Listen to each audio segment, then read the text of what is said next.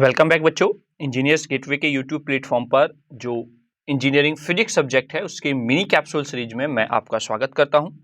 जैसा कि आप यहां पर देख रहे होंगे, आज हम यहां पर बात करने वाले हैं इंजीनियरिंग फिजिक्स की यूनिट नंबर 3, जो कि आप इंटरफेरेंस एंड डिफ्रैक्शन के रूप में देखते हैं। आज हम यहाँ पर इंटरफेरेंस स्टार्ट कर रहे हैं क्योंकि पहला चैप्टर जो है यूनिट नंबर 3 का वो है इंटरफेरेंस, जिसके बारे में हमें इंटरफेरेंस पढ़ना होता है। इंटरफेरेंस इन थिन फिल्म पढ़ना है, interference in veg shape thin film पढ़ना है और at the end Newton's ring के बारे में हमको यहाँ पर डिस्कस करना है। तो बेसिक लेक्चर के इस पॉइंट ऑफ व्यू से आज हम यहाँ पर बात करेंगे इंटरफेरेंस की और इंटरफेरेंस के टाइप्स की। तो अगर मैं आपसे कहूं इंटरफेरेंस, तो आप इसको कनेक्ट करें इंटरफेरेंस वर्ड को इंटरफेयर से। जैसे फॉर एग्जांपल, आप और आपके फ्रेंड बात कर रहे हैं कोई, और तीसरा फ्रेंड आपका आता है। आप किसी टॉपिक पर डिस्कस कर रहे हैं, आपके थर्ड फ्रेंड ने उस टॉपिक के बारे में कुछ अपनी राय दी। तो यानी कि आपके और आपके फ्रेंड जिसके बारे में जिन दो के बीच में डिस्कशन हो रहा था, तीसरे बंदे ने उसमें आकर इंटरफेयर कर दिया। मतलब या तो वो आपकी बात को काट रहा है या फिर आपके बात का क्या कर रहा है, समर्थन कर रहा है। तो इस तरीके से आप कह सकते हैं इंटरफेयर। तो अगर आप इसी को कनेक्ट करें तो यहां पर क्या चीज देखने को मिली कि दो चीजों का होना जरूरी है इंटरफेयर करने के लिए। तो वैसे ही इंटरफेरेंस के लिए आपके पास दो वेव्स का होना जरूरी है। पहला पॉइंट आपको यह ध्यान रखना है, यानी कि सोर्सेज ऑफ लाइट 2 होने चाहिए, तभी आपको इंटरफेरेंस देखने को मिल सकता है। Is that clear? चलिए अब इंटरफेरेंस के बारे में समझ लेते हैं। इंटरफेरेंस क्या है?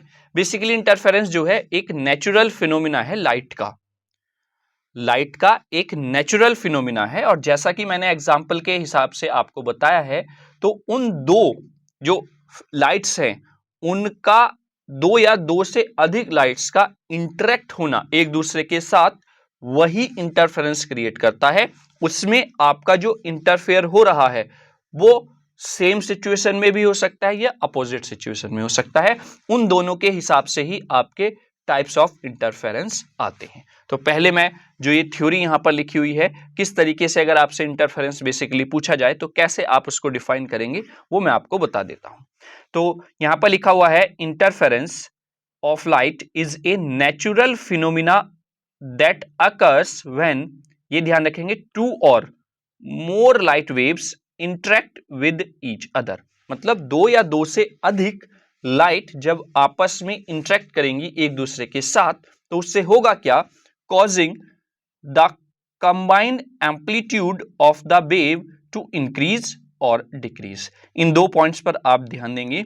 इंक्रीज होगा एम्पलीट्यूड या तो दोनों वेव्स का, या फिर मिलने के बाद उनका एम्पलीट्यूड डिक्रीज हो जाएगा। ठीक है, तो ये आपका इंटरफेरेंस कहलाता है। Is that clear? आप इसको अपना जो एग्जाम्पल मैंने आपको बताया था उससे आप कनेक्ट करके याद रख सकते हैं। अब आगे बात करें, the type of interference depends on the relative phases of the waves.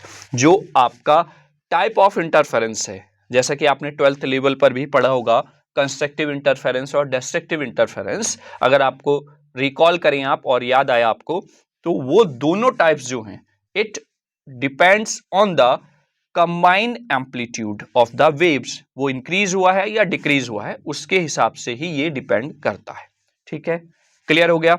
इधर साइड में जो इमेज है यहां पर आप देख रहे होंगे, एक सोर्स है। एक्चुअल में क्या होता है, मैंने आपको बताया कि दो सोर्सेज का होना जरूरी है।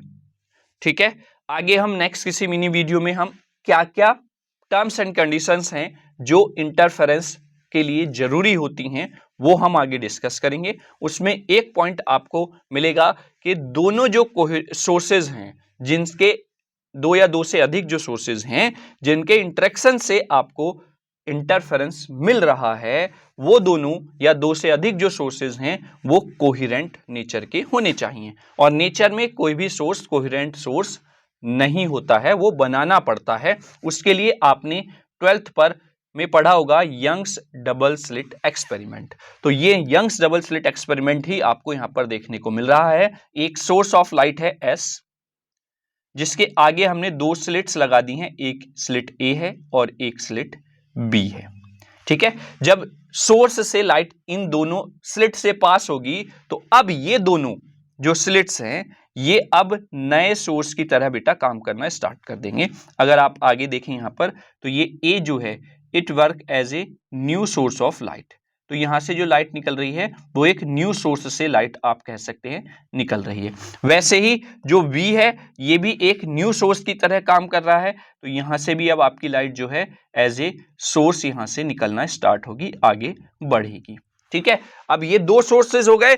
आप देख रहे होंगे कि पहले वाले सोर्स ए की लाइट दूसरे वाले सोर्स बी की लाइट से इंटरेक्ट कर रही है, और इसी को अगर आप स्क्रीन पर देखेंगे तो स्क्रीन पर आपको कुछ इस तरीके का सिनेरियो दिखाई देता है, जहां पर आपके ये एम्पलीट्यूड कंबाइन हो रहे हैं, इधर भी एम्पलीट्यूड का इंटरेक्ट हो रहा है एक दूसरे के साथ, यहां पर आप देखेंगे तो इस तरीके से आप देख सकते हैं आगे डिफरेंट पॉइंट्स पर आपको अलग अलग सिचुएशन देखने को मिलती है।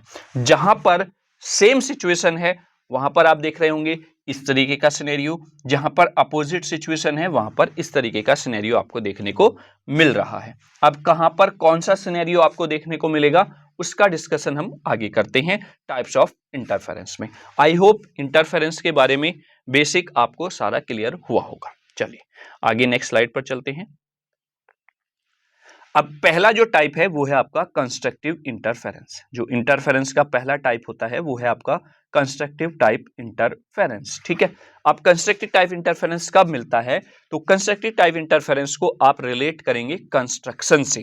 कंस्ट्रक्शन क्या होता है, कंस्ट्रक्शन जब आप किसी चीज का करते हैं तो उसका मतलब क्या है, बनाना, यानी कि किसी चीज को ज्वाइन करके किसी चीज की हेल्प से आपने कोई नई चीज कंस्ट्रक्ट कर दी है, बना दी है, तो वो आपका कंस्ट्रक्ट करना हो जाता है। तो वैसे ही दो या दो से अधिक लाइट वेव्स जब एक दूसरे के साथ इंटरेक्ट कर रही हैं तो वहां पर एक थर्ड वेव फॉर्म क्रिएट हो रही है, कंस्ट्रक्ट हो रही है, तो वो आपका कंस्ट्रक्टिव इंटरफेरेंस कहलाएगा। जैसा कि आप इमेज में भी देख रहे होंगे, ये वेव फर्स्ट है, ये वेव सेकंड है, ये दोनों कंबाइन हुई, then you get the new wave. और आप देख रहे होंगे इनका एम्पलीट्यूड जो दोनों वेव्स का है उसके कंपैरिजन में जो न्यू वेव मिली है उसका एम्पलीट्यूड ज्यादा है।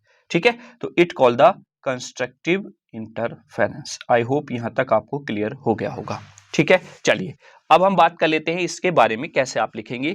When two waves with the same frequency and amplitude, जब दो वेव्स जिनकी फ्रीक्वेंसी सेम हो, एम्पलीट्यूड सेम हो और आर इन फेस, और वो फेस में होने चाहिए। ये सब कंडीशंस हम आगे डिस्कस करेंगे जब हम किस तरीके से क्या क्या सिचुएशंस हैं जिस वजह से इंटरफेरेंस मिलेगा, वहां पर हम पॉइंट्स डिस्कस करेंगे, तब आपको ये सारी चीजें क्लियर हो जाएंगी।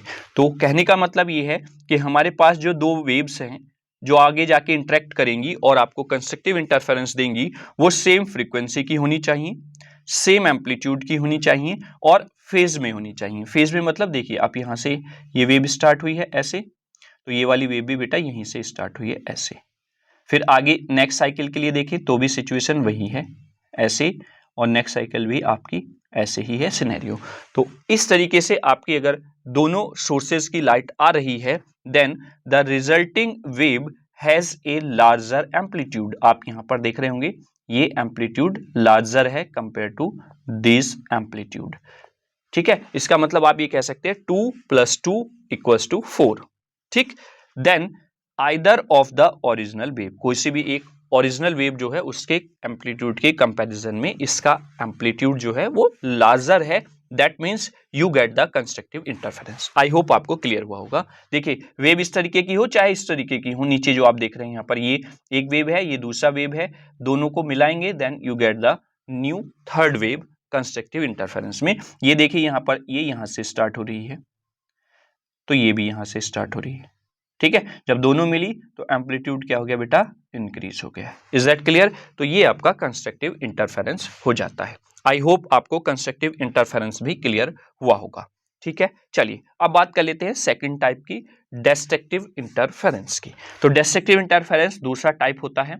ये आपने अभी पहले कंस्ट्रक्टिव इंटरफेरेंस की बात की, अब आप डिस्ट्रक्टिव इंटरफेरेंस के बारे में देखेंगे। डिस्ट्रक्टिव इंटरफेरेंस को आप रिलेट कर लेंगे बच्चों किससे, डेस्ट्रॉय से। डेस्ट्रॉय वर्ड से, डेस्ट्रॉय का मतलब क्या होता है, खत्म हो जाना। तो इसका मतलब क्या है, जब दो वेव्स या दो से अधिक वेव्स आगे जाकर किसी पॉइंट पर मिल रही हैं और उनका रिजल्टेंट आपको जीरो मिलता है, मतलब डिस्ट्रॉय हो जाती हैं वो दोनों वेव्स मिलने के बाद, then this is a type of destructive interference. जैसा कि आप यहां पर देख रहे होंगे, ये वेव ए है जो कि पॉजिटिव साइकिल दे रहा है स्टार्टिंग में, और ये वेव बी है जो कि निगेटिव साइकिल दे रहा है स्टार्टिंग में। फिर इसका निगेटिव साइकिल आता है, इसका पॉजिटिव साइकिल आ जाता है। तो जब पॉजिटिव निगेटिव से मिलेगा तो रिजल्ट क्या मिलेगा बच्चों, रिजल्ट मिलेगा जीरो। ठीक है, यानी कि दोनों वेव्स मिक्स होने के बाद क्या हो गई हैं, डिस्ट्रॉय हो गई हैं। इधर भी देख लीजिए आप, अगर वेव कुछ इस सिनेरियो में है, इसका पॉजिटिव से स्टार्ट हो रहा है, इसका साइकिल निगेटिव से स्टार्ट हो रहा है, then you get the result zero. ठीक है, यहां पर रिजल्ट मिलेगा आपको जीरो। तो इस तरीके से आपका जो इंटरफेरेंस मिल रहा है, that's called the destructive interference. तो when two waves with the same frequency, scenario condition यहां पर भी वही रहेगी, सेम फ्रीक्वेंसी रहेगा, सेम एम्पलीट्यूड रहेगा, और वे आउट ऑफ फेस हो जाएंगी। आउट ऑफ फेस मतलब उसका पॉजिटिव इसका निगेटिव, उसका निगेटिव इसका पॉजिटिव, वहां पर इन फेस था, है ना। बस यही रिजल्ट, यही आपका डेफिनेशन में डिफरेंस है और कुछ डिफरेंस नहीं है। The resulting wave has a smaller amplitude than either of the original wave.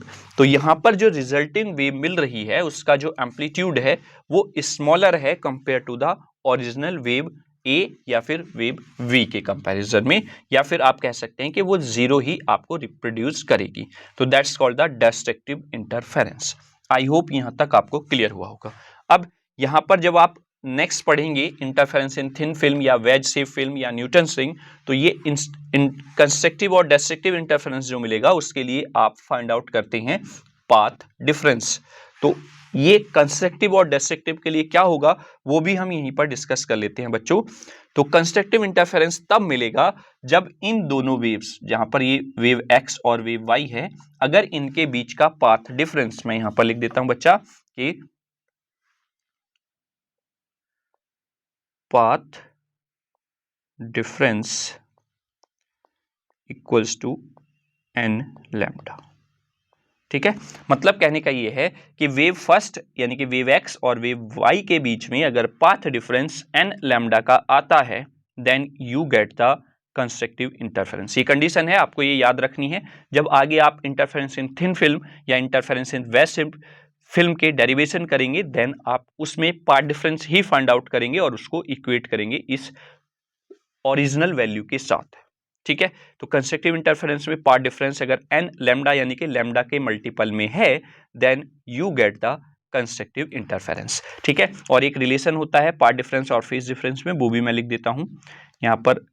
Phase difference की फॉर्म में अगर आप लिखना चाहें तो फेज डिफरेंस इक्वल्स टू होता है 2 pi by lambda into path difference. I hope दोनों फॉर्मूले आपको क्लियर होंगे, ये 12th में भी आपने पढ़े होंगे। ठीक है, क्लियर। तो ये आपका फेज डिफरेंस हो गया, ये आपका पाथ डिफरेंस हो गया फॉर द कंस्ट्रक्टिव इंटरफेरेंस। अगर आप पाथ डिफरेंस की वैल्यू यहां पर पुट कर दें तो लैम्डा से लैम्डा कैंसिल आउट, तो यहां पर फेज डिफरेंस आपको क्या मिल जाएगा बच्चा, 2n पाई। आई होप आपको क्लियर हुआ होगा। ठीक है, चलिए अब आगे बात कर लेते हैं डिस्ट्रक्टिव इंटरफेरेंस के लिए। तो डिस्ट्रक्टिव इंटरफेरेंस के लिए पाथ डिफरेंस की कंडीशन होती है पाथ डिफरेंस इक्वल्स टू होना चाहिए बेटा 2n plus minus 1 lambda by 2। यानी कि अगर पाथ डिफरेंस लैम्डा बाई 2 के मल्टीपल में है, then you get the destructive interference. अब यहां पर प्लस माइनस का सिनेरियो क्या है, प्लस माइनस का सिनेरियो केवल इतना है कि अगर n की वैल्यू बेटा 0 से स्टार्ट होती है तो ये पाथ डिफरेंस की condition 2n plus 1 lambda by 2 रहेगी। अगर आप 0 से स्टार्ट कर रहे हैं, फिर 1 2 3 इस तरीके से जा रहे हैं, अगर आप n की वैल्यू डायरेक्ट 1 से स्टार्ट करते हैं, 1 2 3 डॉट डॉट डॉट, ठीक है, तो अब आपका पाथ डिफरेंस होगा 2n माइनस 1 और ये हो जाएगा लैम्डा बाई 2। बस ये है प्लस माइनस का यहाँ पर सिनेरियो।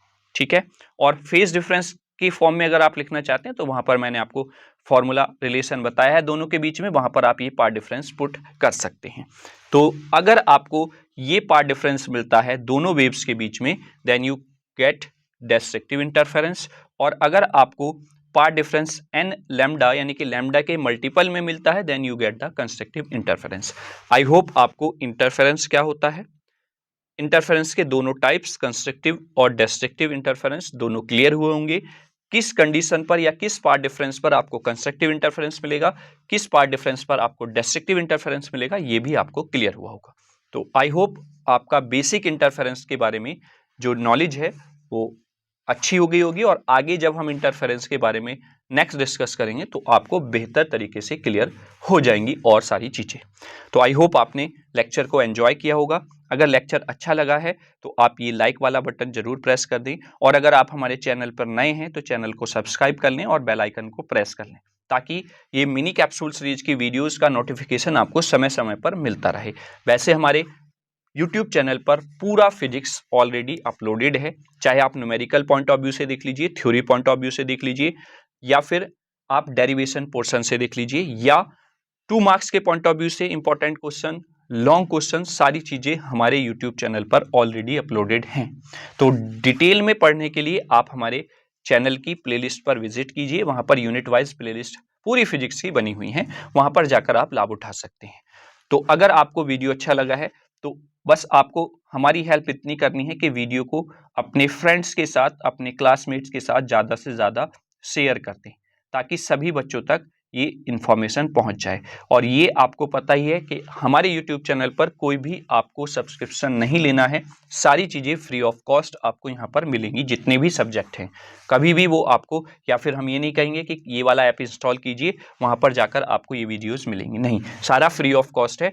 तो आप ज़्यादा से ज़्यादा बच्चों तक शेयर कर दें, ठीक है। तो चलिए अब मिलेंगे नेक्स्ट टॉपिक के साथ किसी और जो इंटरफेरेंस का नेक्स्ट है। तब तक आपका कोई भी डाउट हो तो कमेंट बॉक्स में कमेंट जरूर करें। डाउट हो, सजेशन हो, कुछ भी अगर आपका इस तरीके से है, then you can comment. Thank you.